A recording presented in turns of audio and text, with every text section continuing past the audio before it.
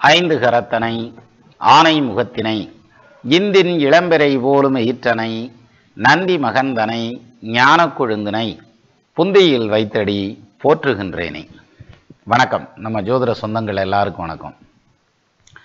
பொதுவாக ஜாதகத்தை பற்றி நம்மளா எடுத்து பார்க்குறப்ப இன்டர்பிரேட் பண்ணுறப்ப என்ன பண்ணுவோம்னா, எனக்கு சூரியன் உச்சம், சூரியன் கௌரவத்தை குறிக்கக்கூடிய கிரகம், சூரியன் மதிப்பு மரியாதையை குறிக்கக்கூடிய கிரகம். இன்னொருத்தர் சொல்றார், எனக்கு குரு ஆட்சி, குரு கௌரவமான கிரகம், நல்ல கிரகம், முழு சுப கிரகம், பிரமாதமான யோகத்தை செய்யும் அப்படிங்கிற மாதிரியான ஒரு பாயிண்ட்ல இருப்பாங்க. சிலருக்கு சனி உச்சமாக இருக்கும். எனக்கு உச்சம் பெற்ற சனிப்பா, என்னதான் பாவ கிரகம்னாலும் அது உச்சம்ல, அது நல்லதையும் செய்யும் அப்படின்ற மாதிரியான ஒரு பாயிண்ட். ஆனால் ஜோதிடத்தில் ஒரு வித்தை பாருங்க, ஒருத்தருக்கு குரு யோகத்தை செய்வார், இன்னொருத்தருக்கு குரு தோஷத்தை செய்வார். ரைட்டா? இப்படியே இருக்கட்டும். அப்போ இது எதை வச்சு சொல்லுவான், இங்க பாரு அந்த லக்னம், அதுக்கான ஆதிபத்தியம், அதெல்லாம் வச்சு அந்த பலன் மாறும்பா அப்படின்னு சொல்லலாம். அதே இது இன்னொரு ஜாதகத்தில் அவர் வேற லக்னத்தில் பிறந்திருப்பாரு. இப்போ நம்ம அப்படி நீளமா போறதை விட இப்படி போகலாம். தனுசு லக்னத்தில் பிறந்த ஒருத்தருக்கு குரு யோகத்தை செய்வார், ஏன்னா அவர் லக்னாதிபதியாவே வர்றாரு. அதே குரு துலா லக்னத்தில் பிறந்த ஒருத்தருக்கு 3-6க்கு அதிபதியாக வர்றதுனால பிரச்சனை இழுத்து விடுவார், பஞ்சாயத்து பண்ணிடுவார். அப்போ அவருக்கு குரு தோஷமான குரு, இவருக்கு யோகமான குரு அப்படின்னு சொல்லலாம். ஆனால் ரெண்டு பேர்த்துக்கும் ஆட்சியா இருக்கு அல்லது உச்சமா இருக்கு குரு அப்படின்னா வேற வேற மாதிரியான பலனை செய்யும். இது நமக்கு தெரியும். ரைட்டா? சரி, இப்போ ஒரே ஜாதகத்தை எடுத்துக்கிடுவோம். அந்த ஜாதகத்தில் குரு உச்சமாக இருக்கார், தனுசு லக்னம்னே வச்சுக்கோங்க, குரு உச்சமாக இருக்காருன்னே வச்சுக்குவோம். ஒரு டைமில் அந்த பர்டிகுலர் ஜாதகத்துக்கு யோகத்தை செய்வார். அதே குரு இன்னொரு டைமில் பெரிய தோஷத்தை செய்வார். இப்போ ஒரு சந்தேகம் வரும், நீ சொல்கிறது எனக்கு புரியுது. அதாவது குரு தசை நடக்கிறப்ப யோகத்தை செய்வார், கோச்சார குரு எங்கனையாவது போய் உட்காந்ததுனாக்க நெகட்டிவான ஸ்தானங்களில் உட்காந்தா அது பாதகமான பலனை செய்யும், அதைத்தானே சொல்ல வர்ற அப்படின்னு கேட்கலாம். அது இல்லை.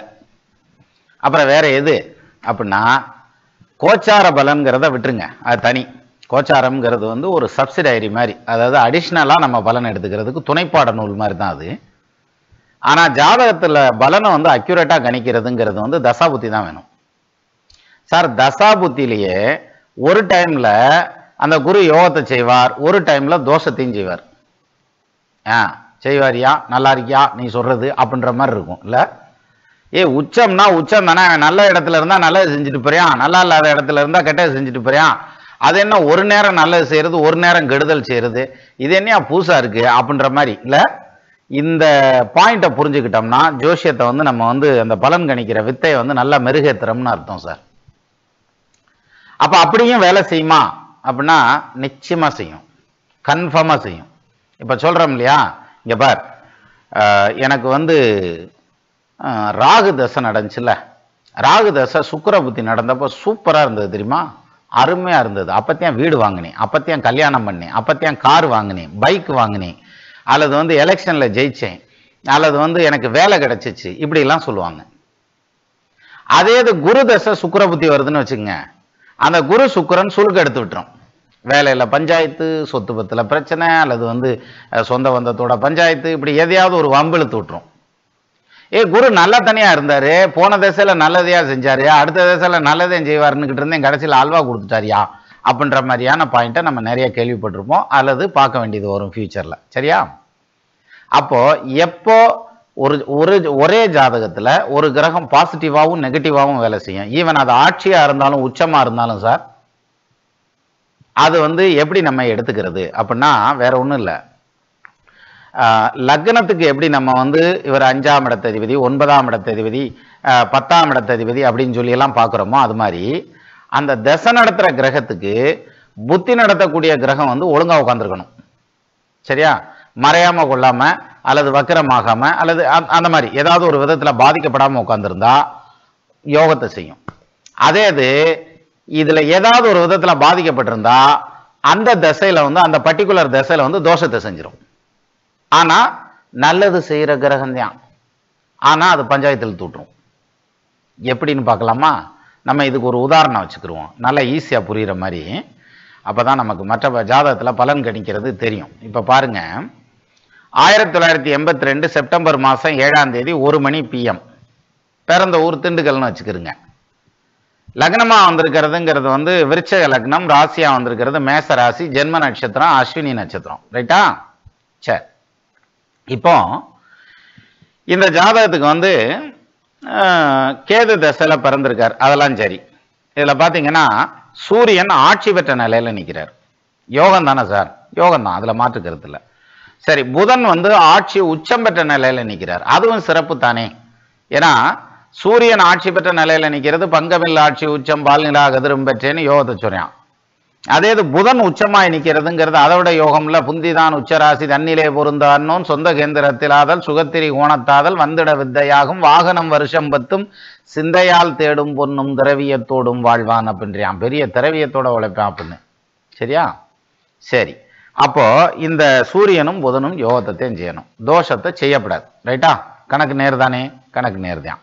சரி, இப்போ இங்கே என்ன நடந்ததுன்னா, இந்த ஜாதகத்துக்கு சூரிய தசை புதன் புத்தி நடக்கிறப்ப திருமணம் நடந்தது. நல்ல விஷயம் தானே? சூரியன் ஆட்சி பெற்ற நிலையில் நிற்கிறார், சந்திரன் உச்சம் பெற்ற நிலையில் நிற்கிறார். அப்போ இந்த சூரிய தசையில சந்திரன் உச்சம்ட்டேன், சாரி, சூரியன் ஆட்சி பெற்ற நிலையில் நிற்கிறார், புதன் வந்து உச்சம் பெற்ற நிலையில் நிற்கிறார். அப்போ சூரிய தசையில புதன் புத்தியில திருமணம் முடிஞ்சது இவருக்கு. இது நல்ல விஷயம் தானே? சரி, அப்போ புதன் உச்சமாயிருக்காருல, அப்போ நல்லபடியாக தானே முடியும் அப்படின்னா உண்மைதான். இந்த புதன் உச்சமாய் நிற்கிறதுங்கிறதுனால அவர் நல்ல பலனை தான் செய்வார்.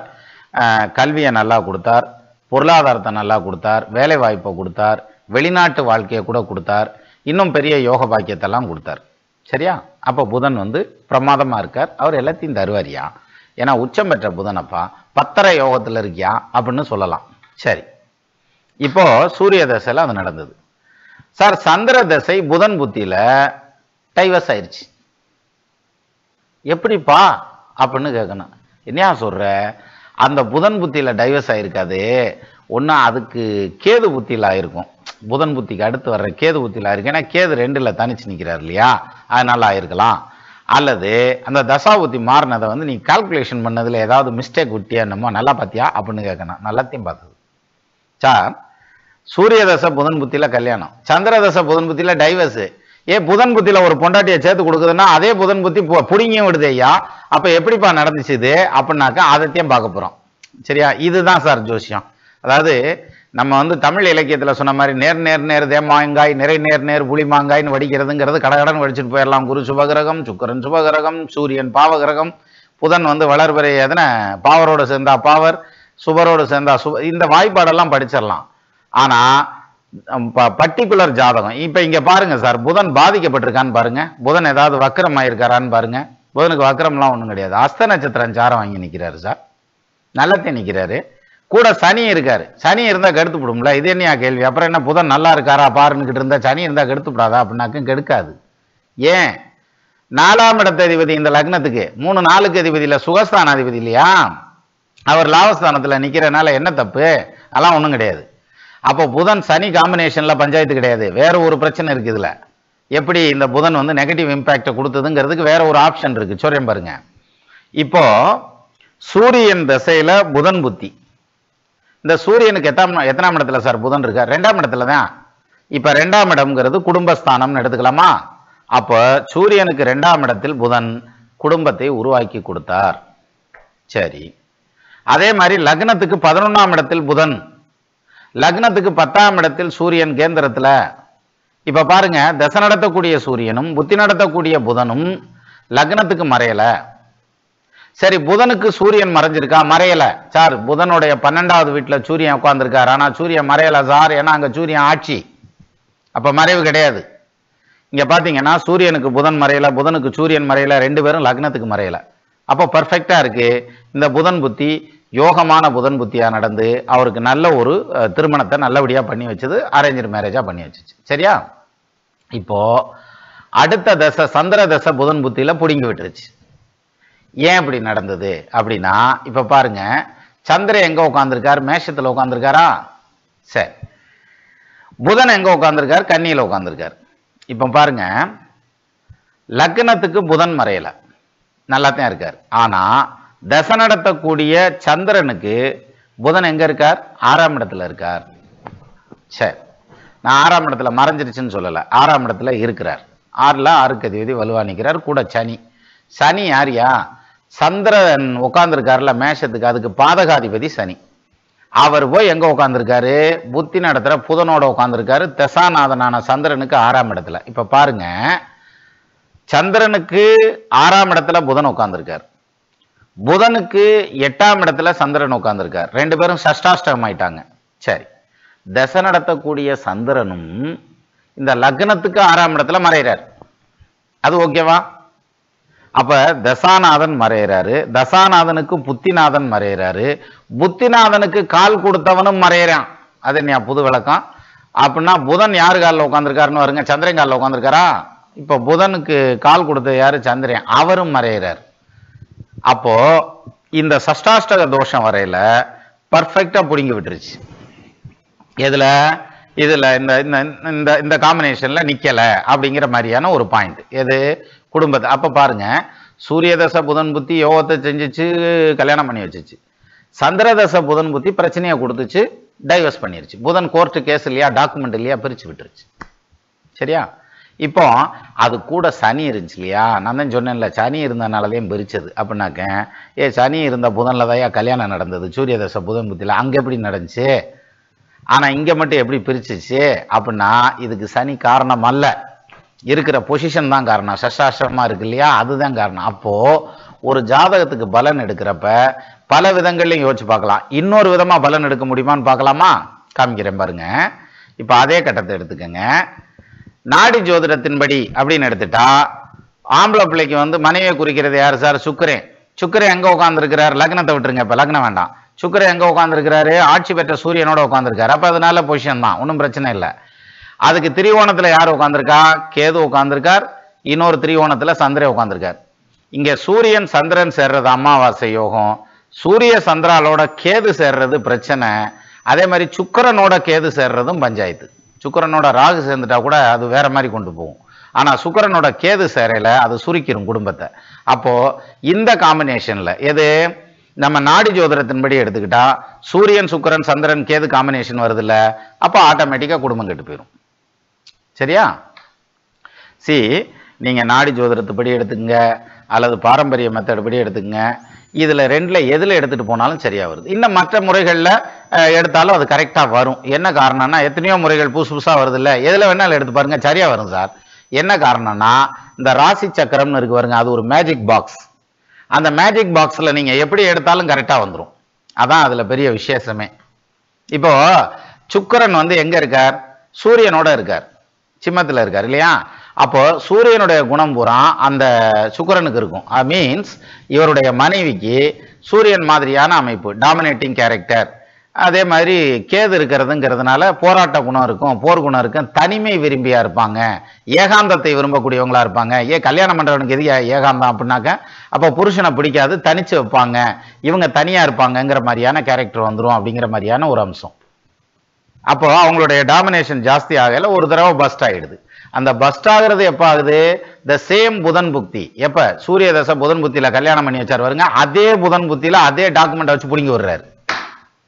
அப்போ என் ஜாதகத்தில் புதன் உச்சமாகி விட்டார், நான் பிரமாதமாக பிழைப்பேன் அப்படின்னாக்க, அடுத்து நடக்கிற தசையில எதுவும் பஞ்சாயத்தில் தூற்றுமையா, அதை தெளிவா பார்க்கணும்பா அப்படின்றது தான் இதுல காமிக்குது. அப்போ ஒரு கிரகம், இப்போ நான் முதல்ல சொன்ன மாதிரி சுக்கிரன் குருன்னு எடுத்துக்கிட்டா, ஒரு லக்னக்காரனுக்கு யோகத்தை செய்யும், இன்னொரு ஜாதகக்காரனுக்கு அது துலா லக்னம் ரிஷப லக்னமா இருந்தால் பஞ்சாயத்தில் தூடும் அப்படின்ற மாதிரியான பாயிண்ட் மோஸ்ட் காமன். அது நம்ம நிறைய பார்த்துருப்போம். ஆனா ஒரே ஜாதகத்துல ஒரே கிரகம், அதுலயும் பலம் பெற்ற கிரகம், இப்ப பலம் பெற்றுனா உச்சம் பெற்ற கிரகம் ஒரு நேரத்துல பாசிட்டிவா செய்யும், ஒரு நேரத்துல வச்சு செஞ்சு விட்டுரும். சரியா? அதே மாதிரி ஒரு நீச கிரகம் இருக்குன்னா அது ஒரு நேரத்துல யோகத்தை செய்யும், இன்னொரு நேரத்துல பிரச்சனையை கொடுக்கறதுக்கு வாய்ப்பு உண்டு. அப்போ இந்த கிரகம் சேர்ந்திருக்கா அல்லது இந்த கிரகம் இப்படி இருக்கா, அதனால இந்த மாதிரியான மனைவி வருவாங்க, இந்த மாதிரியான பொழப்பாமையும் இந்த மாதிரியான ஆரோக்கியம் இருக்கும், இப்படியான தொழிலம் எல்லாம் சரி, இதெல்லாம் சொல்லலாம். ஆனா இந்த தசாபுத்தி எப்படி ரியாக்ட் ஆகிறதுக்கு வருங்க. அதாவது ஒரு நேரம் ஹீரோவா வேஷம் போட்டுட்டு வருவார் ஒரு கிரகம், இன்னொரு நேரம் வில்லனா வந்துருவாரியா, இன்னொரு நேரம் காமெடியனா வந்துருவார். அப்போ எந்த நேரத்துல எந்த வேஷத்துல வரப்போறாங்க அப்படிங்கிறத நம்ம அறிஞ்சு அதை பலன் எடுக்கிறதுங்கிறதான் தசாபுத்திக்கான பலன் கணிக்கக்கூடிய வித்தை. இது எப்போ வரும்? நம்ம தொடர்ந்து கணிச்சிட்டே இருந்தோம்னா வந்துடும். இது பெரிய பயங்கரமான வேலை, நான் மட்டும்தான் செய்ய முடியும், ஒருத்தர்னாலையும் செய்ய முடியும் அப்படின்னு அர்த்தம் இல்லை, எல்லாரும் செய்யலாம். அப்போ ஆனா இதை கவனிச்சு பார்த்தோம்னா நமக்கு தெரியும், இந்த தசை இந்த புத்தி நமக்கு யோகமா இருந்தது, அடுத்த தசை இந்த புத்தி யோகமா இருக்குமா, அதுக்கு அடுத்த தசை இந்த புத்தி யோகமா இருக்குமா அப்படிங்கிற மாதிரியான விஷயங்களை நம்ம எடுத்து பார்த்தோம்னா நிறைய விஷயங்கள் பிடிபடும் அப்படிங்கிறதுக்கான ஒரு சின்ன எடுத்துக்காட்டு, ஒரு சின்ன ஸ்பார்க் தான் நான் கொளுத்தி வச்சிருக்கேன். சரியா? மீண்டும் அடுத்த வீடியோவில் சந்திக்கலாம். நமது நண்பர்கள் ஆள் போல் தழைதழைத்து அருகது போல் வேரூன்றி மூங்கில் போல் கிளை கிடைத்து முதியாமல் வாழ்ந்திருக்க வாழ்கவென வாழ்த்தி அமைகிறேன். வணக்கம்.